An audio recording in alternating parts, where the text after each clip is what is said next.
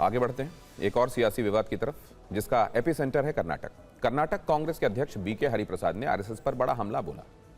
कहा कि ये देश में पंजीकृत संगठन नहीं है, लेकिन उन्होंने इसके साथ ही कुछ और भी विवादित बोल दिया। आप सुनिए ऐसा क्या कहा गया, जिसकी वजह से अब दिल्ली तक राजनीतिक चिंगारियां भड़क रही हैं।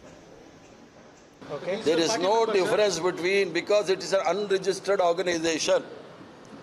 Jaish-e-Mohammed, Taliban, all these organizations are unregistered.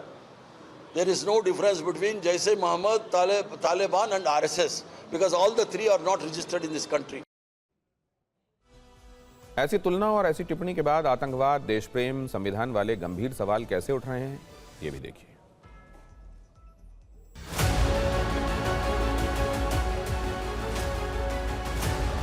Congress की यही बयान इनके ताबूत की आखिरी कील साबित होंगे।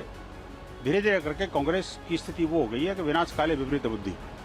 आतंकवाद के बारे में, देश प्रेम के बारे में और राष्ट्रीयता के बारे में, वंदे मातरम के बारे में कम से कम आरएसएस और उसके अनुषंगिक संगठन पर तो कुछ बोलने का आपको कोई अधिकार नहीं है। What BK Hariprasad sir has said is 100% accurate, because these people, they never want India to be unified. They want to divide Indian society on the lines of the caste and religion.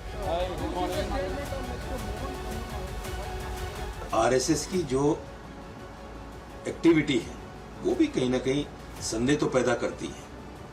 52 साल तक तिरंगे को न फहराना, कोई भी organisation अगर हिंदुस्तान में कोई और कर देती इस तरह का अपमान, तो कहीं ना कहीं उस पर कार्रवाई होती, उसका रजिस्ट्रेशन रद्द कर दिया जाता। आरएसएस का रजिस्ट्रेशन भी नहीं है और उस पर कोई कार्रवाई भी नहीं है। ये बात तो सही है अपने आप में, लेकिन इस तरह के अल्फाज बोलना मैं समझता हूँ ठीक नहीं।